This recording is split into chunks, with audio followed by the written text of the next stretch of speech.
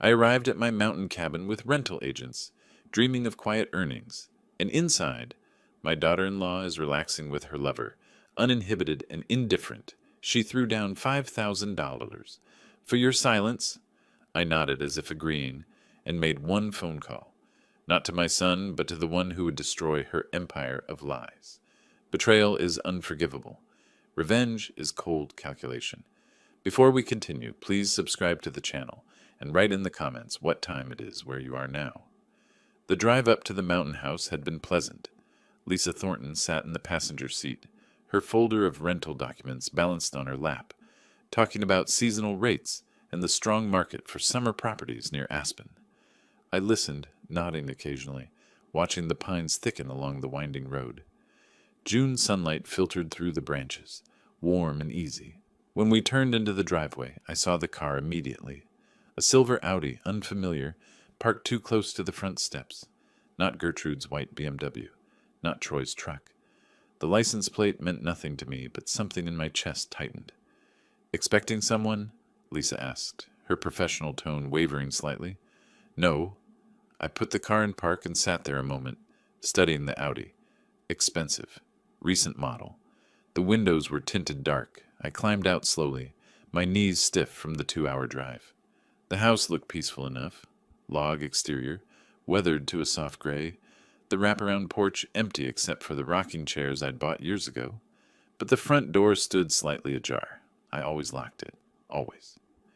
Lisa followed me up the steps, her heels clicking against the wood. I pushed the door wider and stepped into the cool dimness of the entryway. The living room opened before us, spacious and familiar, the stone fireplace dominating one wall, the leather furniture arranged exactly as I'd left it. Then I saw them. Gertrude sat on the couch, a blanket pulled hastily around her shoulders, her dark hair disheveled. A man I'd never seen before stood next to her, barefoot, his shirt unbuttoned, fumbling with his belt. 2 wine glasses sat on the coffee table, half empty, next to a bottle I recognized from my wine rack. Time did a strange thing. It slowed, stretched, made every detail sharp. The man's watch, gold, expensive, catching the light. The flush on Gertrude's face, not from embarrassment, but from being interrupted. The blanket slipping to reveal her bare shoulder. Nobody moved. Then Gertrude's face changed. Shock dissolved into something harder, more calculated. She stood, keeping the blanket wrapped around herself, and stepped forward, positioning herself between me and the stranger. "What are you doing here?" Her voice came out sharp, accusing. "You said you weren't coming until next month." I didn't answer right away. 30 years as a veterinarian had taught me that calm authority worked better than volume. I let my hands hang at my sides, kept my breathing even. Behind me I heard Lisa shift her weight, the folder crinkling in her grip. "This is my house," I said quietly. "That doesn't give you the right to barge in unannounced," Gertrude shot back, her chin lifting. The stranger, young, maybe 35, athletic build, grabbed his shoes from beside the couch and moved toward the back of the room. His hands shook as he tried to put them on while standing. He wouldn't look at me. "Whatever you think you saw," Gertrude continued, her voice dropping into a warning, "you need to forget it. This is none of your business." I said nothing. My eyes tracked the stranger as he stumbled toward the hallway that led to the back door. Gertrude stepped closer to me, blocking my view. "I'm serious, Wilfred. Stay out of my life." The back door opened and slammed. Through the window, I watched the stranger sprint toward the Audi, nearly dropping his keys twice before he got the door open. Gertrude's expression softened, just slightly. She tilted her head, adopting a different tone. Reasonable, almost gentle. "Look, I know this looks bad, but Troy doesn't need to know about this. It would only hurt him." That much was true. The image of my son's face when he found out made my stomach turn. "You're right," I said, my voice flat. "It would hurt him." She relaxed a fraction, misunderstanding. "Exactly. So we're on the same page." Behind me, Lisa cleared her throat. "Mr. Myers, should I wait outside?" I didn't turn around. "Stay. I need a witness." Gertrude's face hardened instantly, the softness evaporating. "A witness? For what? You wouldn't dare tell Troy. He'd never believe you anyway." She was probably right about that, too. Troy adored her, had since the day they met 8 years ago at some charity auction. She'd swept into his life like a force of nature, beautiful and confident, and completely certain of her worth. I'd had my doubts from the beginning. The way she measured everything in monetary terms, the way she spoke to service workers, the slight curl of her lip when Troy mentioned his teaching salary. But I'd kept them to myself. What father wants to be the one who says his son's choice is wrong? Now I stood in my own house, watching her calculate, watching her decide how to handle me. The wine glasses still sat on the table. Evidence, simple, undeniable evidence. I felt something shift inside me. Not rage exactly. Something colder, more methodical. The same feeling I got when I had to put together a diagnosis from scattered symptoms, when I had to see the pattern nobody else could see. Wilfred, Gertrude's voice had steel in it now. Whatever you're thinking, stop. Think about Troy. Think about your grandson. You want to blow up their lives because you walked in at the wrong moment? I met her eyes. She stared back, unflinching. Behind all that beauty and confidence, behind the designer clothes and the practiced charm, I saw exactly what she was. Not complicated, not conflicted. Just someone who'd been caught and was now working out how to avoid consequences. I'm not the one who blew anything up, I said. She blinked, thrown for just a second, then recovered. Fine. Be self-righteous. But if you tell Troy some twisted version of what you think you saw, I'll make sure he knows you've been trying to turn him against me for years. Outside, the Audi's engine roared to life. Tires spun on gravel, and the car fishtailed slightly before straightening and disappearing down the drive. Gertrude watched it go, her shoulders tense. When she turned back to me, her expression had shifted again, calculating, measuring. We should talk, she said, privately. Gertrude moved to the glass doors that led to the terrace, sliding one open. Mountain air rushed in, cool and pine-scented. She stepped outside, the blanket still wrapped around her like armor, and waited for me to follow. I glanced at Lisa. She stood frozen by the entrance, her face carefully blank, the folder of rental documents crushed against her chest like a shield. I'll be right here, she said quietly. I nodded and walked out to the terrace. The view stretched for miles. Pine forests sloping down into valleys, distant peaks still touched with snow. Gertrude stood at the railing, her back to me, her hair lifting slightly in the breeze. You're going to tell him, aren't you? She said without turning around. Should I lie to my son? She spun to face me then, her eyes bright with something between fury and desperation. Lying and protecting are different things. You tell Troy what you saw, and you destroy him. You destroy our family. Is that what you want? I didn't destroy anything. You keep saying that. She laughed, sharp and bitter. Like you're innocent in all this.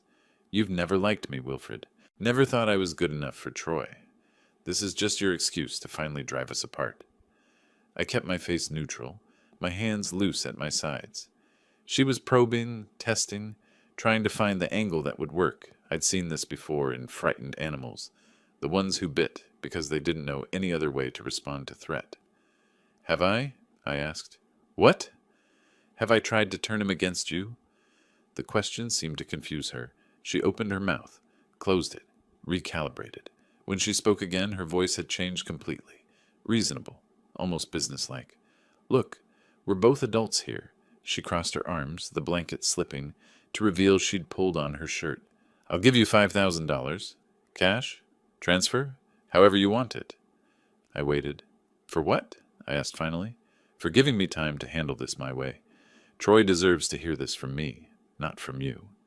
$5,000? Not a fortune, but significant enough to seem serious. She thought she understood me, thought I was simple enough to be bought, old enough to prefer avoiding conflict, concerned enough about Troy to take the easy way out. 5,000, I repeated, letting the words hang in the air. Her face brightened. Yes, that's fair, isn't it? For your discretion? I nodded once, slowly. Not agreement, exactly. Just acknowledgement that I'd heard her. Relief flooded her expression. Good. I knew you'd be reasonable. I'll have it transferred by tomorrow. You'll have your money, and Troy won't have to deal with any of this unpleasantness. Unpleasantness. That's what she called it. as if she'd spilled wine on the carpet instead of betraying my son in his father's house. "I need to make a phone call," I said. She waved a hand, dismissive. "Of course, whatever you need." I walked back inside, past Lisa, who hadn't moved from her spot near the door. She gave me a small, tight smile, sympathy mixed with acute discomfort. I pulled my phone from my pocket and stepped into the far corner of the living room, near the fireplace. Patrick Doyle answered on the third ring. "Wilfred, long time. What can I do for you?" "Patrick, it's a family matter, legal implications. I need to meet with you tomorrow, if possible." His tone shifted, professional concern replacing casual friendliness. "Of course. What kind of legal matter? Estate planning?" "No." I kept my voice low, but didn't bother to hide it completely. Through the glass doors I could see Gertrude watching me, trying to read my body language. I have a witness, and I need to know my options. Silence on the other end. Then, "I see.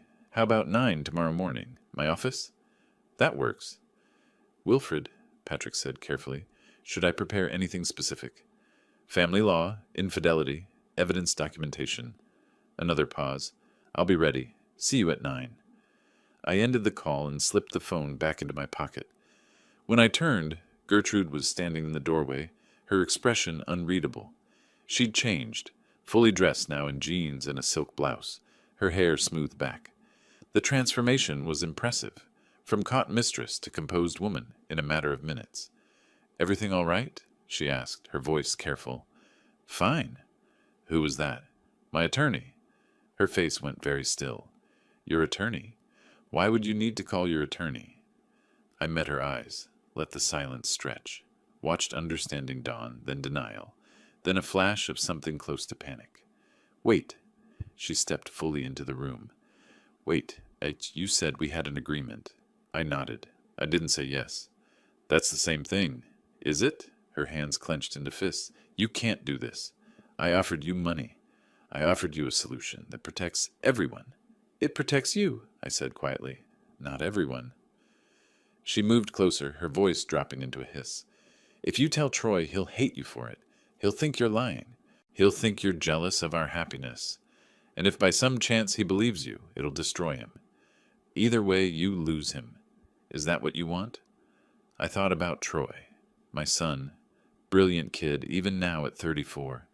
High school history teacher, loved by his students, patient and kind, sometimes to a fault.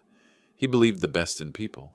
It was his greatest strength, and I was beginning to realize his greatest vulnerability. "What I want," I said slowly, "is for my son to know the truth about who he married." "The truth?" Gertrude's laugh came out sharp, almost manic. "The truth is that I made one mistake, one afternoon, and you're going to use it to ruin everything I've built. You built it on lies. Everyone lies, Wilfred. Everyone pretends. That's what marriage is." Lisa made a small sound from the doorway. Not quite a gasp, not quite a cough. Gertrude's head whipped toward her, seeming to remember for the first time that we had an audience. "You should go," Gertrude said to Lisa, her voice cold. Lisa looked at me. I shook my head slightly. "She's staying," I said. Gertrude's face went white, then red. "This is my home, too. I have a right to privacy." "In my house?" I kept my voice level. "With my son's money? Entertaining your boyfriend on my furniture?" She had no answer for that. Just stood there, trembling with rage or fear or both, her carefully constructed composure finally cracking. I turned to Lisa. "Let's go. I think we're done here." Lisa nodded quickly, relief plain on her face. She pulled open the front door and practically fled outside. Before I could follow, Gertrude grabbed my arm. Her grip was strong, desperate. "Please," she whispered. "Please don't do this. I'll do anything. Name your price." I looked down at her hand on my sleeve, then up at her face. Saw genuine fear there now, beneath all the calculation and manipulation. But I also saw something else. The absolute certainty that if I gave her any opening, any weakness to exploit, she'd use it. "Let go," I said quietly. She released me, her hand falling to her side. I walked out into the afternoon sunshine, leaving her standing alone in the living room. Behind me I heard glass shatter, a wine glass maybe, or the bottle, thrown against the stone fireplace. The sound echoed through the mountain silence. sharp and final. Lisa was already in the car, seatbelt on, staring straight ahead. I climbed into the driver's seat and started the engine. Neither of us spoke as I backed down the driveway and turned onto the narrow road. The house disappeared behind the trees within seconds, swallowed by pines and shadow. I barely touched dinner that night. By dawn, I was dressed and ready for the drive to Aspen. Button-down shirt, pressed slacks, the watch Troy gave me for my 65th birthday. I wanted Patrick to see me as competent, not some emotional old man chasing shadows. The notebook sat on the passenger seat, filled with details I'd written down after midnight when sleep wouldn't come. Timeline, observations, the color of Darren's watch, the brand of wine, everything. Patrick Doyle's office sat above a coffee shop in downtown Aspen, wood-paneled and lined with law books that looked actually read, not decorative. Family photos covered one wall, Patrick with his daughters at ski slopes, at graduations. Certificates hung beside them, neat and professional. He rose when I entered, shook my hand firmly. "Wilfred, thanks for coming in. Coffee?" "No, thank you." We sat across from each other, his desk between us covered in legal pads and manila folders. He picked up a pen, clicked it once. "Walk me through yesterday," he said. "Start from when you arrived at the property." I told him everything. The drive with Lisa, the unfamiliar car, entering the living room and seeing them, Gertrude's reaction, her words, the stranger fleeing, Lisa standing witness to all of it.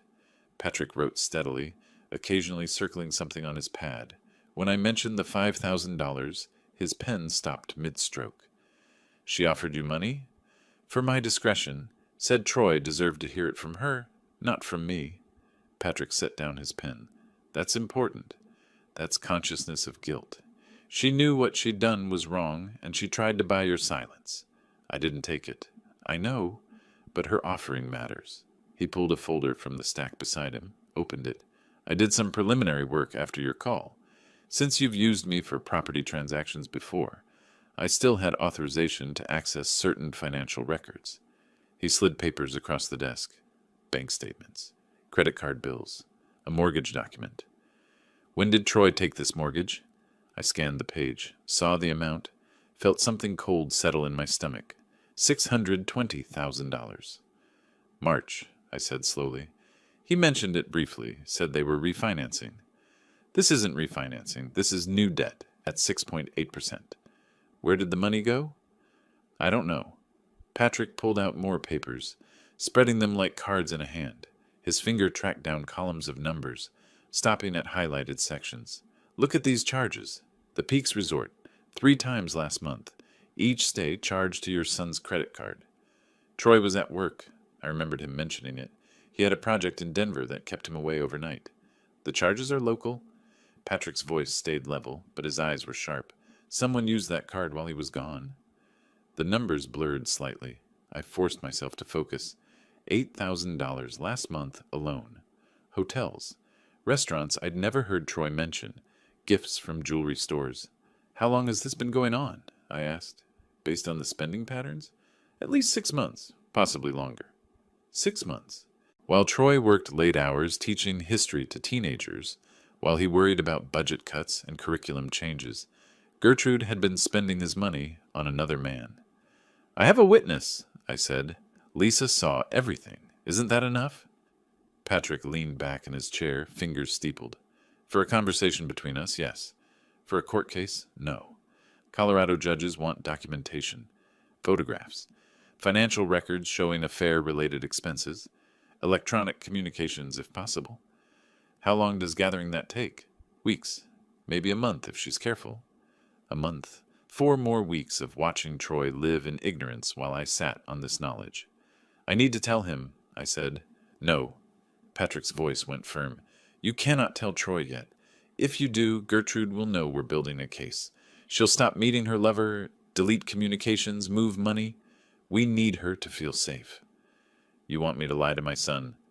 "I want you to protect him. There's a difference." I stared at the papers spread across the desk.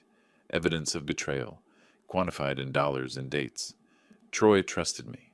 Always had. And now I was supposed to smile at him, make small talk, pretend everything was fine while his wife dismantled his life piece by piece. What do I need to do? I asked finally. Patrick pulled a business card from his desk drawer, not from the top, but from deeper in the stack. He set it in front of me. Marcus Chen, former detective, now private investigator. Discreet. He won't approach subjects directly, just documents their activities. Patrick tapped the card. I've used him before. He knows what courts need. I picked up the card. Simple design. Name, number, nothing else. This feels wrong, I said. It is wrong, but it's also necessary. Patrick gathered the financial statements, sliding them back into the folder. Gertrude has had months to establish her pattern. We need to match that with documented evidence. Otherwise it becomes, he said, she said, and she'll claim you're jealous or confused or trying to break up their marriage. I don't want to break up their marriage. She already did that.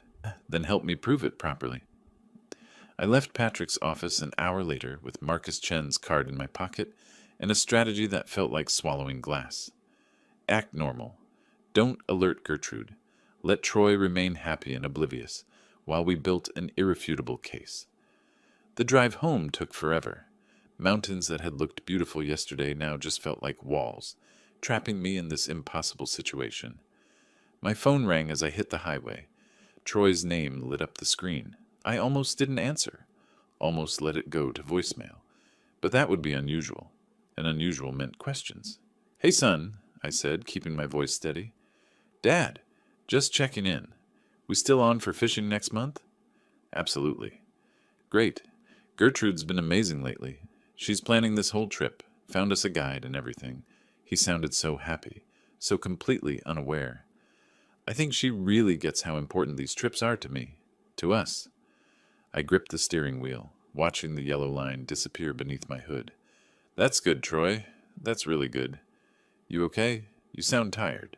Just a long drive. I'll call you tomorrow. After he hung up, I drove another 10 miles before pulling into a rest stop. Sat there with the engine off, staring at the business card in my hand. Marcus Chen, private investigator. I made the call. The next 4 days felt like 4 weeks. I went through my normal routine. Morning coffee at the kitchen table, afternoon walks around the neighborhood, but everything was hollow. Patrick's words kept cycling through my mind. We need her to feel safe. So I did nothing, sent no messages, made no calls to Troy beyond our usual weekly check-in, let the silence stretch. On day 5, my phone rang. Lisa Thornton. Mr. Myers? I hope I'm not overstepping. Not at all. The man from the mountain house. I know who he is. She paused, then continued quickly, as if she needed to say it before she changed her mind. Darren Vaughn. He's a ski instructor at Aspen Highlands. One of my clients mentioned him a few months ago. Said he was excellent with their teenage daughter. How do you know it's the same man? I saw him yesterday at the Wild Fig. He was with Gertrude. I recognized him immediately. The Wild Fig, an upscale restaurant in downtown Aspen. Expensive. Public. Thank you, Lisa. I keep thinking about what I saw, about your son. Her voice tightened. I have 3 boys. If someone knew my husband was being betrayed and didn't tell me, I'd be furious. But I also understand why you're doing this carefully. After she hung up, I sat with the information. Darren Vaughn, ski instructor, meeting Gertrude in public restaurants, confident enough in their secrecy to risk being seen. I called Marcus Chen that afternoon. We met in a grocery store parking lot, neutral territory. He drove a gray sedan, forgettable, and he looked exactly like someone who'd spent 20 years in law enforcement. Gray crew cut, weathered face, eyes that missed nothing. Patrick briefed me on the basics, Marcus said, settling into the passenger seat of my car. Your daughter-in-law affair, need documentation for divorce proceedings? I handed him the notebook where I'd written everything down. He flipped through it methodically, nodding occasionally. The witness is good. Real estate agent, no personal stake. Professional reputation to protect? He tapped the page where I'd noted Gertrude's bribe offer. This, too, shows awareness and attempt to obstruct. What do you need from me? Nothing except to stay out of the way. You're the client. I'm the professional. You try to help. You risk exposing the investigation. He pulled out his phone, showing me examples of his work. Time-stamped photographs, detailed activity logs. I'll document meetings, locations, times. If there are electronic communications, I'll find them legally. If they're meeting at hotels, I'll get confirmation of room bookings. How long? Depends on their pattern. If they're meeting regularly, 2 weeks minimum. If they're being careful, maybe a month. A month? Another month of Troy living in a lie. Whatever it takes, I said. Marcus left with his notebook copy of my observations and Lisa's information about Darren Vaughn. I drove home and tried to figure out how to fill the next several weeks with normalcy while my son's marriage disintegrated under microscopic observation. That evening, Troy called again. "Dad, you're not going to believe this. Gertrude made my favorite dinner tonight, that pot roast you used to make. She even called you for the recipe." She hadn't called me for any recipe. "That's wonderful, son. She's really been making an effort lately. It's like we're newlyweds again," he laughed, happy and oblivious. "I know you and she haven't always seen eye to eye, but I really think she's trying to build bridges. She even asked if we could invite you over for dinner next week." My hand tightened on the phone. Building bridges, creating witnesses to their happy marriage. Gertrude was smarter than I'd given her credit for. "I'd like that," I managed. "Perfect. I'll have her call you to set it up." After the call ended, I stood at my kitchen window, watching darkness settle over the neighborhood. Lights came on in houses up and down the street. Families gathering for dinner. Normal evenings. Normal lives. I thought about the $5,000 Gertrude had offered. Hush money. The price of my discretion. She believed she understood me, believed she could buy my silence or manipulate my concern for Troy into inaction. She was wrong. 3 days later, my phone buzzed with a text from Marcus. "First set of documentation complete." Meeting? We met at a coffee shop on the edge of town early morning before the rush. Marcus slid an envelope across the table. Inside were photographs. Time-stamped, high resolution, damning. Gertrude and Darren at the Wild Fig, seated close, her hand on his. The Peaks Resort, both entering together, 40 minutes apart to avoid suspicion. A rental property I didn't recognize.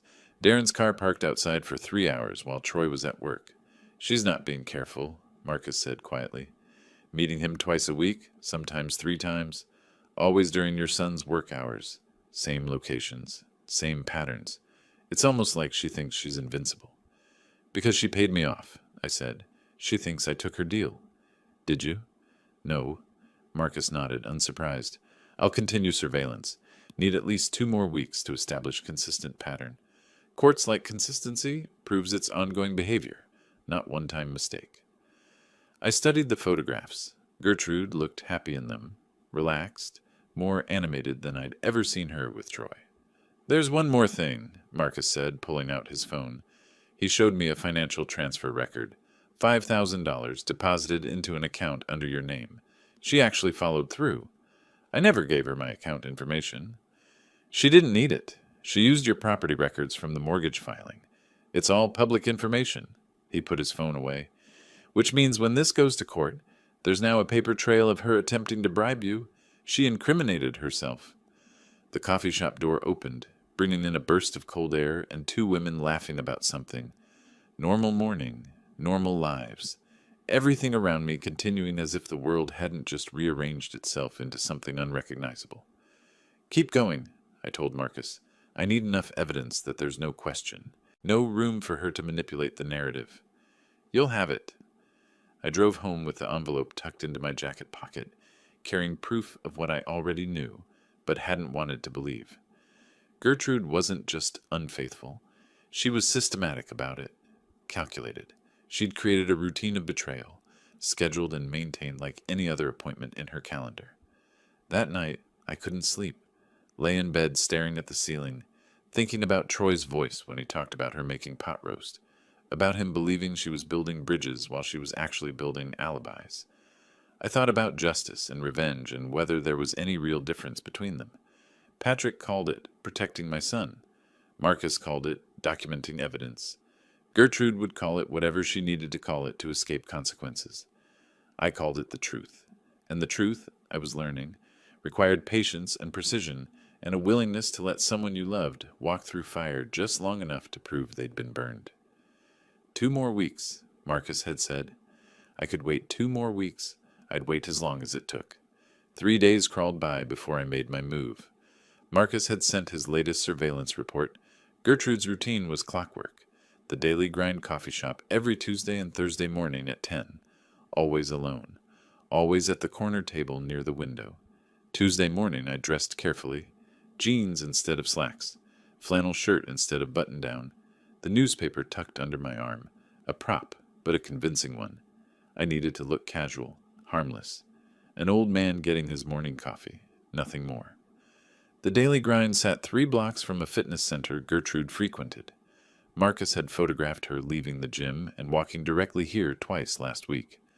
I arrived at 9:55, ordered a black coffee, and scanned the room as if looking for a seat. She sat exactly where Marcus said she would. Corner table, laptop open. Coffee in a ceramic mug, not paper. She planned to stay a while. I let recognition cross my face slowly, then approached with what I hoped looked like genuine surprise. "Gertrude, I thought that was you. Mind if I sit for a moment?" She stiffened, her hand tightening around her mug. "Wilfred, I didn't expect to see you here. Best coffee in town." I pulled out the chair across from her, moved slowly, unthreatening. "I've been coming here for years. You? It's convenient, close to the gym." Silence stretched between us. She studied my face, looking for anger or judgment. I kept my expression neutral, tired, slightly distracted, exactly how I'd practiced in the mirror that morning. "About last week at the Mountain House," she began. I waved it off, setting my coffee down. "Water under the bridge. I've been thinking, and I realize I overreacted. You're right. You're adults. It's not my business." Her eyes narrowed slightly. "Really?" "Really. I'm too old to get involved in complicated situations. Live and let live. That's what I say now." I watched her shoulders drop a fraction, saw her fingers relax their grip on the mug. She wanted to believe me, needed to believe me. "You know," I continued, adopting a slightly conspiratorial tone, "in my generation, we had our share of mistakes. We just handled things more quietly. Different times." "I appreciate you saying that." Her voice softened. "I know it looked bad. What matters is Troy's happy, and he seems happy, so who am I to rock the boat?" She actually smiled then, small but genuine. The transformation was remarkable, from defensive to almost friendly, in less than 5 minutes. We talked for another 10 minutes about nothing important. The weather, the coffee shop's new pastries, Troy's students at the high school. I kept my tone light, grandfatherly, harmless. When I checked my watch and stood to leave, I delivered the line I'd been rehearsing. "Anyway, I should get going. Heading up to the mountains this afternoon. Going to spend a few days fishing, clear my head." "That sounds nice. Where?" I pulled out my phone, showed her a photo I'd taken 3 years ago of a mountain lake, pine trees reflected in still water. "Little lake, I know. No cell service, no distractions. Just me and the trout." "Enjoy it." She was fully relaxed now, her laptop forgotten, leaning back in her chair. "You deserve some peace."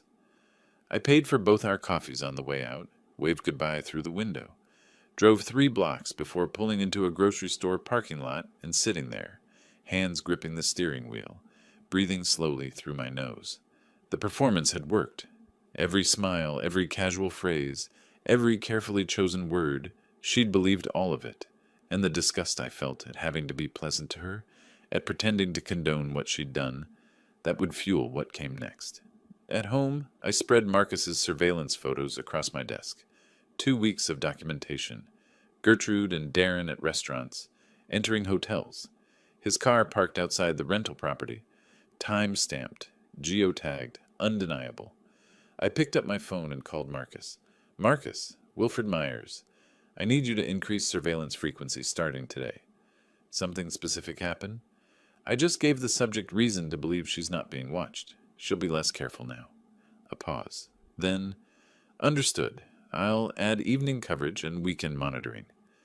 Next call went to Patrick Doyle. "The coffee shop meeting went as planned," I said. "She thinks I'm going fishing for several days. Thinks I've accepted the situation." "Good." Patrick's voice carried approval. "How soon can Marcus deliver the next round of documentation?" "He says 7 days of increased surveillance should be enough. After that, we'll have everything we need. Then we move to phase 2. I'll prepare the preliminary divorce documents. When you're ready to tell Troy, we'll need to move quickly. Once Gertrude knows we have evidence, she'll start transferring assets, emptying accounts. We want everything documented and frozen before she has a chance to react. How quickly can that happen? If we file the moment Troy agrees, 72 hours, maybe less. I hung up and stood at my office window, watching afternoon light angle through the trees. Somewhere across town, Gertrude was probably calling Darren, telling him the coast was clear. The old man bought it. We're safe. They weren't safe. They were being documented with professional precision, every movement cataloged, every meeting recorded. And in 7 days, I'd have enough evidence to leave no doubt, no room for manipulation, no way for her to twist the narrative. My phone buzzed, text from Marcus. Subject just left coffee shop, heading toward address on Riverside. That's Vaughn's apartment. I texted back, document everything. The week I supposedly spent fishing would be the most productive of my investigation. While Gertrude thought I was unreachable in the mountains, Marcus would be everywhere she went, a ghost she'd never see. I opened a new document on my computer and titled it Timeline, Evidence Compilation. Started typing dates, locations, activities. Building the case one entry at a time, methodical and thorough, exactly like I'd done 30 years ago when documenting medical histories for difficult diagnoses. The difference was that animals couldn't lie to themselves about their symptoms. Gertrude had built her whole life around lies, and now I was going to document every single one. The week I supposedly spent fishing was the most productive of my investigation. While Gertrude thought I was unreachable in the mountains, Marcus worked around the clock. His report arrived via encrypted email exactly 7 days later. I printed it, laid the pages across my desk in chronological order. 8 meetings over 7 days. 8 separate occasions where Gertrude met Darren Vaughn, sometimes for lunch, twice for overnight hotel stays, once at his apartment for 4 hours while Troy was teaching summer school sessions. The photographs told their own story. Time stamps in the corners. Gertrude and Darren entering the Glenwood Inn 30 miles from Aspen, checking in under false names, Mr. and Mrs. Vaughn, according to the registration receipt Marcus had somehow obtained. Her car parked at Darren's apartment complex on a Tuesday afternoon, the two of them at an outdoor cafe, holding hands across the table. I studied each image with clinical detachment, the way I used to examine x-rays for fractures that weren't immediately obvious. Every photo was evidence. Every timestamp was proof of pattern, not coincidence. Marcus had included credit card statements showing charges at the hotels, restaurants, even a jewelry store where Gertrude had purchased something expensive on Troy's card. The total for the week alone exceeded $4,000. I created 3 complete sets of documentation. One went into a fireproof safe in my office. One into a safety deposit box at my bank. The third I sealed in an envelope addressed to Patrick Doyle, with instructions to open it if anything happened to me. Redundancy. That's what mattered now. Gertrude was smart, calculating. If she discovered what I knew, she'd try to destroy evidence, manipulate records, create her own narrative, but she couldn't destroy what she didn't know existed. At the bank, I ran into Raymond Cole, an old friend who'd become manager there 15 years ago. He saw me with a large envelope, raised his eyebrows. Something important? Family documents, just being careful. He walked me to the safety deposit area, made small talk while I locked everything away. As we headed back toward the lobby, he paused, glanced around, then spoke quietly. Wilfred, I probably shouldn't mention this, but Gertrude withdrew $15,000 last week from the joint account she has with Troy. I stopped walking. 15,000? Cash. Said she was buying a car from a private seller. Raymond's face showed concern, but the way she handled it, I've seen people move money before they run. Just thought you should know. Does Troy know about the withdrawal? She's on the account. It's legal. I can't notify him unless he specifically asks about account activity. After Raymond returned to his office, I sat in my car and considered the implications. 15,000 in cash, either funding Darren or preparing an exit strategy. Either way, it proved what I'd suspected. This wasn't just an affair. This was calculated, premeditated exploitation. That evening, my phone rang. Troy's name on the screen. Dad, you're back from fishing. How was it? Quiet, peaceful. Caught some good-sized trout. Wish I could have joined you. Listen, weird question. Did you see Gertrude downtown last week? She mentioned running into you at a coffee shop. I paused, choosing my words carefully. I did, actually. Thursday morning before I left. Just briefly. She said you two had a nice conversation, that you seemed different. More accepting, she said. We're all adults, Troy. Past is past. That's good. Really good. He sounded relieved. Hey, she also mentioned she told you about her Denver trip last month. The one to see her friend, Marissa. I hadn't heard about any Denver trip from Gertrude, but Marcus's records showed hotel charges in Aspen during that time frame, dates when Troy thought she was in Denver. Right, I said carefully, letting the word hang. Only, I could have sworn she said it was in May, but you guys talked about it being in April. I said nothing. Let him work through his own confusion. Sometimes the best manipulation was simply stepping back and letting people question what they thought they knew. Anyway, Troy continued, his voice carrying something I hadn't heard before, uncertainty. I'm probably mixing up the dates. Never mind. You sound tired, son. Yeah, long day. We'll talk soon, okay? After he hung up, I sat in the growing darkness of my living room, phone still in my hand. The seed had been planted. Not by me directly. I'd simply allowed him to stumble into his own doubts. But now he was questioning, wondering. The first hairline crack in the FA aid Gertrude had built. My phone rang again 2 hours later. Troy again. Dad, I need to ask you something. When you saw Gertrude at the coffee shop, did she mention anything about me? About us?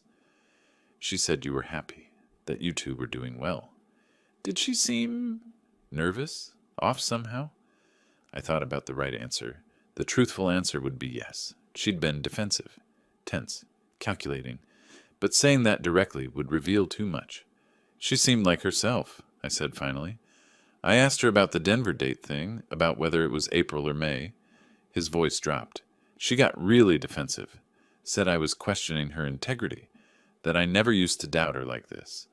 But I wasn't trying to fight. I just wanted to clarify the date. People get defensive when they're stressed, I offered, keeping my tone neutral. Yeah, maybe. He didn't sound convinced. It's just, lately, little things aren't adding up. She mentioned lunch with someone last week, but when I asked about it today, she said she'd never mentioned it. I feel like I'm losing my mind. You're not losing your mind. How do you know? Because you're one of the most rational people I know. If something feels wrong, there's probably a reason. Silence stretched across the line. I could hear him breathing, thinking, wrestling with suspicions he didn't want to have. I love her, Dad. I know you do. But what if... He stopped, started again. What if she's not who I think she is? The question hung in the air between us, heavy with implications neither of us was ready to fully explore. Then you deserve to know the truth, I said quietly. Yeah. His voice sounded hollow. Yeah, I do. After we hung up, I pulled out Marcus's report again, studied the timeline. 8 meetings in 7 days. $15,000 withdrawn in cash. Denver trip that never happened. Defensive responses when questioned. The pattern was clear, comprehensive, damning. Patrick had said we needed overwhelming evidence. Said Troy needed to see proof so complete that Gertrude couldn't manipulate her way out. We were almost there. Maybe 1 more week of documentation, then we'd have everything required for divorce proceedings that would leave her with nothing. But listening to Troy's voice tonight, the confusion, the hurt, the beginning awareness that something fundamental in his life was a lie, I wondered if another week was necessary or just prolonging his suffering. My phone buzzed with a text from Marcus. Subject meeting. Vaughn tomorrow, 2 p.m. River Calf, should I document? I typed back. Document everything, we're almost done. 1 more week. Then I'd give Troy the truth, complete and irrefutable, and Gertrude would finally face consequences she couldn't buy or manipulate her way out of. The call came 2 days later, Tuesday morning while I was drinking coffee and reviewing Marcus's latest surveillance report. Troy's name on the screen. I answered, expecting our usual check-in. Instead, his voice came through tight and angry. Dad, what's going on? Gertrude says you've been following her. My hand tightened on the coffee mug. Following her? She's upset. Really upset. She says you've been making weird comments, questioning where she's been. She thinks you might be struggling with some things. The word hung there, weighted with implications I couldn't quite grasp yet. Struggling, I repeated. Memory issues. Age-related stuff. She's worried about you. His voice softened slightly, protective instinct kicking in. Dad, is everything okay? Because if you're having problems, we can get you help. There's no shame in... My mind is perfectly fine. Then why is Gertrude so upset? She came home in tears yesterday. Said you've been acting paranoid, questioning her about places she's been, times she's been there. She mentioned the Denver confusion as an example.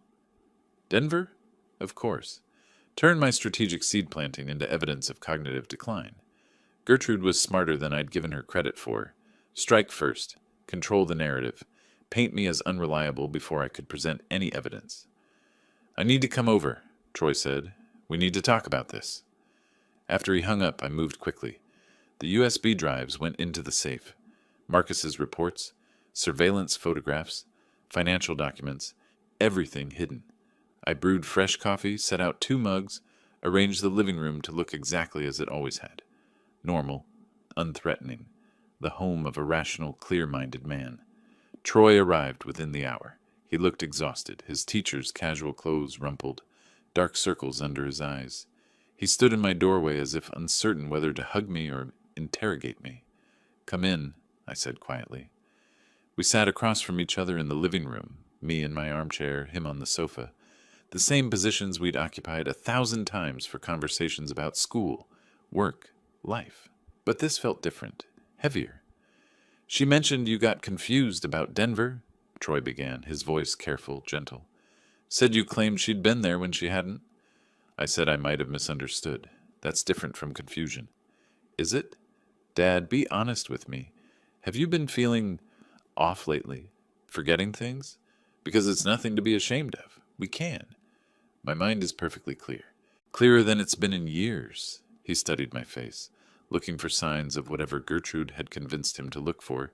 Confusion, disorientation, the fog of declining age. Then explain why she's so upset. Why she thinks you're harassing her. I took a breath, chose my words with surgical precision. Troy, your wife is lying to you. About where she goes. About what she does. About who she's with. His face hardened immediately. That's a serious accusation. Do you have any proof? Yes. Then show me. Not yet. You're not ready to see it yet. He stood abruptly, started pacing. Not ready? I'm your son. If you have something to say about my wife, say it. Show me whatever evidence you think you have. If I show you now, while you're angry and defensive, you won't see the truth. You'll find reasons to doubt it, to explain it away. You're talking in riddles. This isn't like you. No, this is exactly like me. Patient, methodical, protecting the people I love. He stopped pacing, turned to face me fully. His expression was torn, love and frustration warring across his features. Gertrude was in tears last night. Real tears. She said she doesn't know what she did to make you distrust her. She said she's tried so hard to build a relationship with you, but you've never accepted her. My hand moved involuntarily toward my study, where the safe was, where the proof sat waiting. I caught myself, but Troy noticed. What? He demanded. Nothing. Just thinking. About what? About how people cry for many reasons, sometimes from hurt, sometimes from fear of being caught. Caught at what? I met his eyes directly. Come back in 3 days. I'll have everything ready. 3 days? Why 3 days? Because that's when everything will be prepared. Documents, evidence, everything you need to see the truth clearly. Why not now? Because right now, you're not ready to accept what I have to show you. In 3 days, you will be. He stood there, hands clenched at his sides, clearly torn between demanding answers and trusting my judgment. Finally, he shook his head. I don't know what to believe. Gertrude was convincing. Really convincing. She's had practice, I said quietly. What's that supposed to mean? 3 days, Troy. Then you'll understand everything. He moved toward the door, stopped with his hand on the knob, turned back to face me. Dad, if you're wrong about this, if you're making accusations based on confusion or paranoia, it could destroy my marriage. Do you understand that? I understand perfectly. Then you better be absolutely certain. I am. He left without another word. I watched through the window as he sat in his truck for several minutes before starting the engine. Even from this distance, I could see the tension in his shoulders, the way he gripped the steering wheel.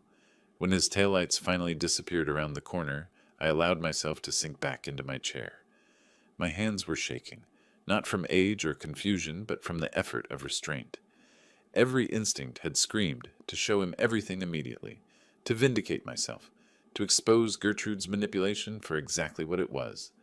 But Patrick's voice had echoed through every moment of that conversation. Timing is everything. Show your hand too early, and she'll destroy your credibility. Wait until you have overwhelming, irrefutable evidence. 3 days. I'd promised Troy answers in 3 days. Patrick better have everything ready. My phone rang almost immediately. Patrick's name on the screen. I answered, still staring out the window at the empty street. "Wilfred, we have a problem," he said, no preamble. "Can you come to my office right now?" "What kind of problem?" "The kind that can't wait. I just discovered something in the financial analysis. Something that changes everything." "How bad?" "Bad enough that we need to move faster than we planned." "How soon can you get here?" I was already grabbing my keys. 2 hours. Drive carefully, but drive fast." The line went dead. I stood in my entryway, keys in hand, trying to process the sudden shift. 3 days had seemed like forever. Now Patrick was saying we needed to move faster. I locked the door and headed for my car, the afternoon sun already beginning its descent toward the mountains.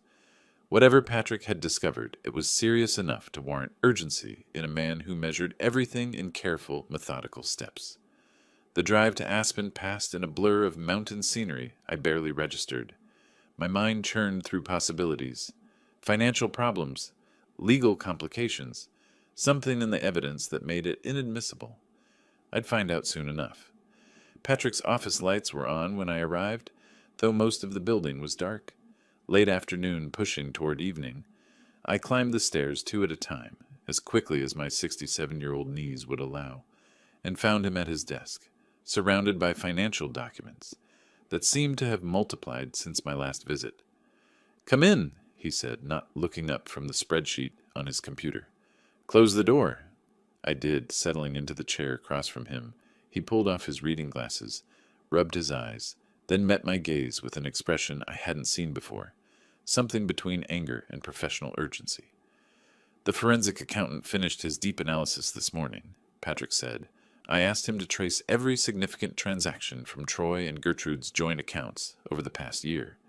What he found," he shook his head, "Wilfred, this is worse than we thought." He turned his computer screen toward me, showing a spreadsheet dense with numbers. His finger tracked down a column highlighted in red. "These are transfers to an account in the Cayman Islands. $83,000 over the past 8 months.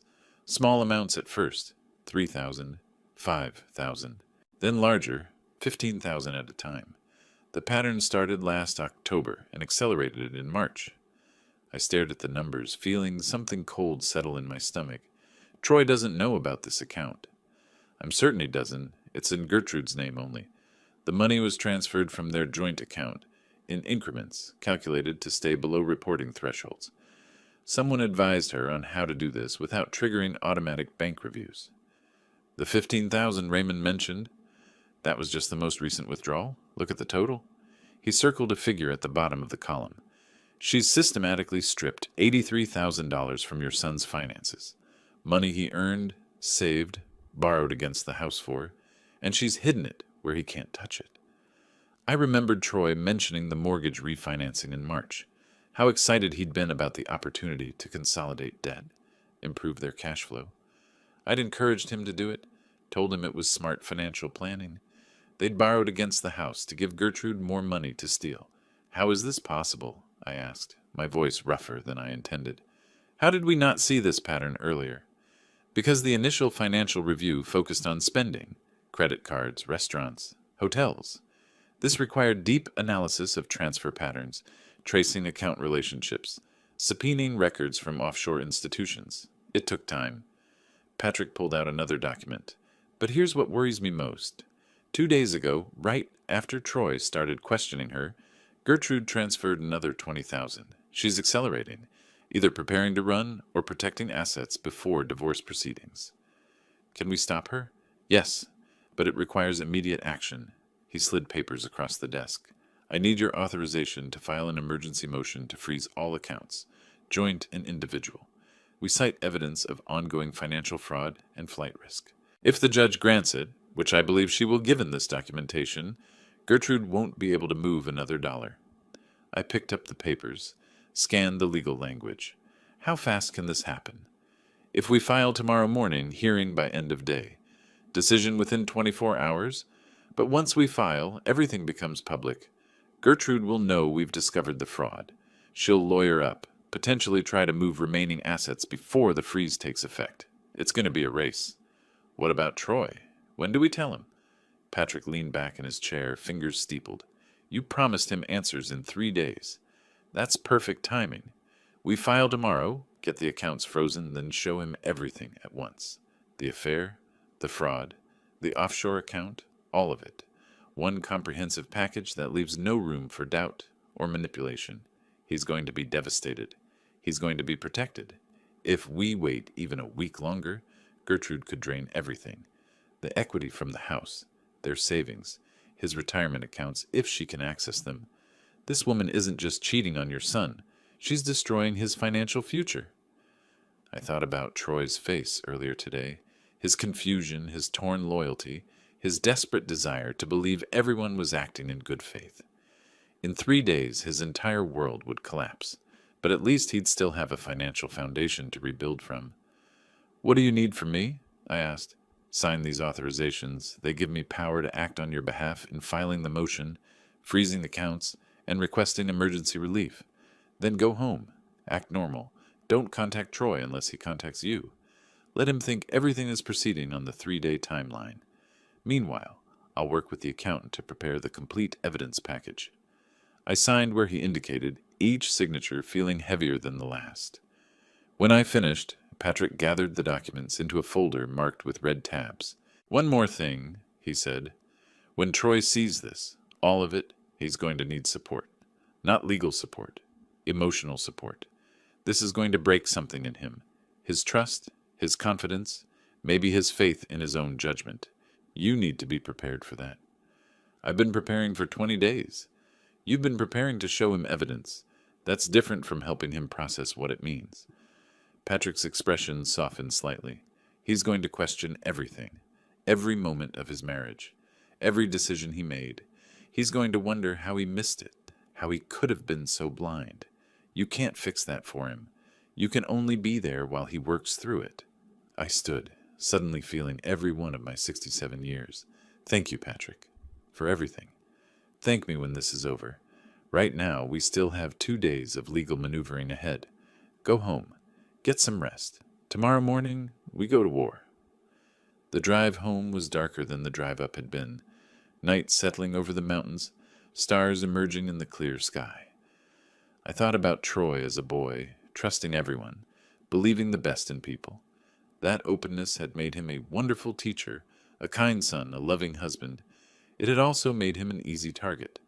Gertrude had seen that trusting nature and exploited it systematically, methodically, for 8 months or longer. The affair was bad enough, a betrayal of intimacy and commitment. But the financial fraud was something else entirely. It was premeditated theft, calculated extraction of everything Troy had worked for. My phone buzzed with a text from Marcus. Subject met Vaughn today. Lunch at Riverside Caf. 2 hours. Documentation complete. I texted back, thank you. Final report by tomorrow? Already drafted. We'll send by 8 a.m. Everything was converging.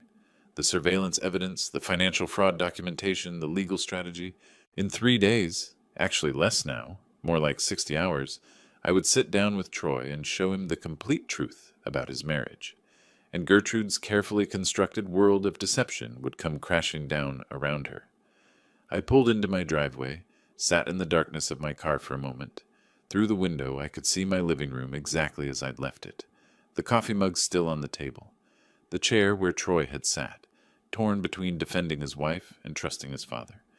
In 3 days, he wouldn't be torn anymore. He'd know exactly who deserved his trust and who deserved nothing but legal consequences. 3 days felt like 3 years. I spent them preparing, organizing, double-checking every piece of evidence. Patrick filed the emergency motion to freeze accounts on day 2. By day 3, Friday morning, the manila folder sat on my dining table, thick with documentation, surveillance photographs, bank statements, witness statements from Lisa and Marcus. 8 months of systematic fraud, captured in paper and ink. Troy arrived at exactly 10 o'clock. He looked like he hadn't slept, dark circles shadowing his eyes, his jaw tight with tension. He stood in my doorway for a moment, just looking at me. "You said 3 days," he said. "It's been 3 days. Sit down." I gestured to the chair beside me at the table, not across from it. "What I'm about to show you will change everything."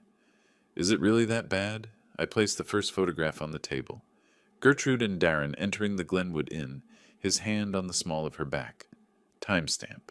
2 weeks ago. "It's worse than you imagine, but you need to see all of it." I didn't hand him the folder. Instead, I removed each piece one at a time, arranging them in chronological order. Photographs first. The visual impact hits harder than words.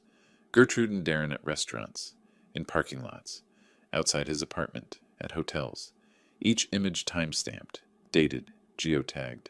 Troy picked up the third photograph with shaking hands. The Glenwood Inn again, this one showing them kissing beside Darren's car. "This was taken at the Glenwood Inn 2 weeks ago." His voice came out hollow. "I was in Denver for work. I know. She told me she was visiting her sister. Her sister lives in Arizona. She lied. She's been lying for months." He set the photograph down carefully, as if it might shatter. His posture was changing, starting upright and defensive, gradually slumping forward until his elbows rested on his knees, head in his hands. I laid out the financial documents next. Bank statements with highlighted transfers, the offshore account information, the totals circled in red. Troy read them slowly, his finger tracing the numbers. $83,000. To where? Cayman Islands, offshore account in her name only. His jaw clenched. When he spoke, his voice carried a quiet fury I'd never heard before. "We've been arguing about money. She said we couldn't afford new furniture, couldn't take a vacation, said we needed to be more careful with expenses, and she's been stealing." "Not stealing, planning her exit. You would have been left with a mortgage and empty accounts." He looked up at me then, and I saw my son break. Not tears, something worse. A terrible, cold understanding. "How long have you known?" "Since the mountain house. 3 weeks ago." "Why didn't you tell me then?" "Would you have believed me without proof?" He sat with that question for a long moment. Finally, "No, probably not." "She would have convinced you I was confused or malicious. She tried exactly that 3 days ago, claiming I had cognitive problems." I placed Lisa's witness statement on the table. "This way, the evidence speaks for itself." He read through Marcus's surveillance report, the detailed timeline, 8 meetings over 7 days, hotels booked under false names, credit card charges for gifts Troy never received. "I thought she loved me," he said quietly. My hand touched his shoulder briefly. Not pity, just contact, presence. "You married who she pretended to be. That's not your failure." He stayed for 2 more hours, going through everything, asking questions, processing the systematic nature of her deception. When he finally stood to leave, his face was set in grim determination.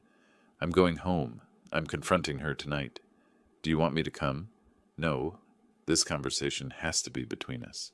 He paused at the door. "But I'll call you after." He left. I cleaned up the evidence, returned everything to the folder, and waited. The call came 3 hours later. I was standing in my kitchen when my phone rang, Troy's name on the screen. "It's done." His voice sounded flat, drained. I could hear his truck engine running, the hollow acoustics of speakerphone. "What happened?" "She tried everything. Denied at first, said the photos were manipulated, that you'd orchestrated everything because you hated her. Then when I showed her the bank statements, she crumbled, called it a mistake, said she'd pay everything back." He laughed, bitter and short. "I asked her about Darren. She had no answer for that." "Where is she now?" "At the house. I packed a bag. She tried to stop me, grabbed my arm, begged me not to leave. Then she called Darren, right there in front of me. Called him 5 times while I was packing. He never answered." Another bitter laugh. "She kept calling. Voicemail every time. I think she finally realized he's gone. The moment this became real, he disappeared. Where are you now? Sitting in a parking lot trying to figure out where to go? Come back here. I'll leave the door unlocked. Okay? His voice cracked slightly. Dad, thank you for protecting me, even when it hurt. He arrived an hour later carrying a duffel bag. I showed him to his old bedroom, the one he'd slept in as a teenager. We didn't talk much. What was there to say? Neither of us slept well that night. I heard him moving around at 3 in the morning, getting water, pacing in the hallway. I stayed in my room, giving him space to process. Morning came gray and cold.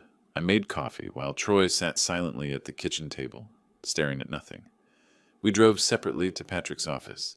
Troy needed to feel in control of something, even if it was just his own steering wheel. Patrick had documents prepared.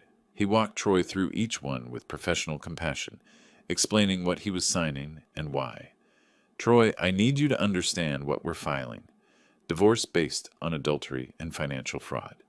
We're seeking full asset protection and recovery of stolen funds. Your accounts have been frozen as of yesterday afternoon. Gertrude can't move any more money.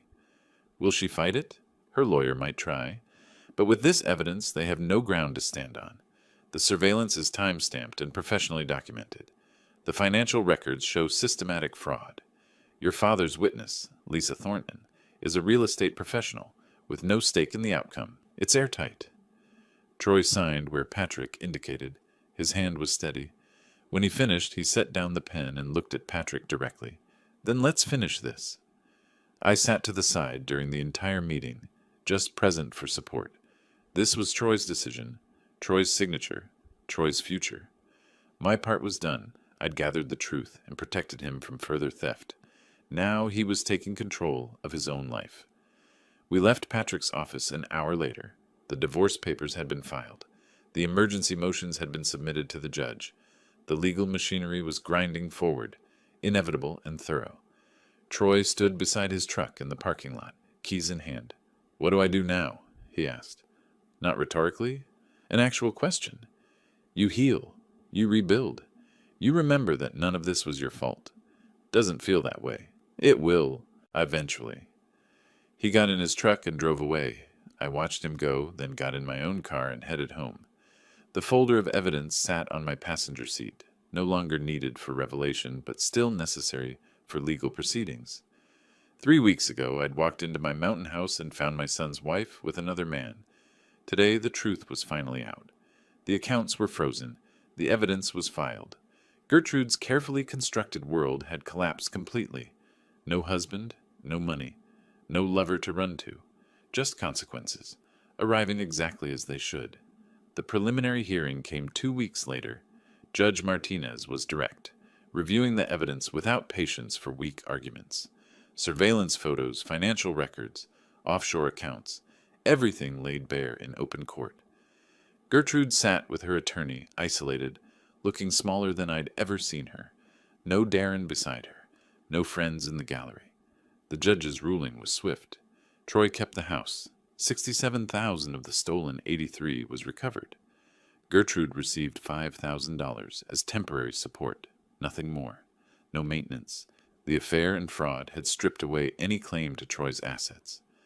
Outside the courthouse, Troy's shoulders seemed straighter, but his eyes held no satisfaction. I should feel vindicated, he said, but I just feel empty. That's normal, I told him. Justice achieved doesn't erase the pain. We drove to the mountain house that afternoon, reclaiming the space where everything began. Standing on the terrace, watching the mountains in afternoon light, Troy said, I want to repaint this room, change the furniture, make it different. We can do that. We spent the rest of the day planning renovations, paint colors, new layouts, small projects that would take weeks, practical conversation grounded in the physical world rather than loss and betrayal. As sunset painted the mountains gold, Troy finally spoke what had been weighing on him. Thank you for being patient, for building the case instead of just telling me. If you'd accused her without proof, she would have poisoned me against you. You'll never lose me, I said. The truth had been told. Evidence had spoken. Justice had been served. Gertrude faced her consequences. Troy had protection and a path forward. It wasn't a happy ending, but it was an honest one, and sometimes that's enough. If you liked this story, please like this video, subscribe to the channel, and share your impressions of this story in the comments. To listen to the next story, click on the box on the left. Thank you for watching.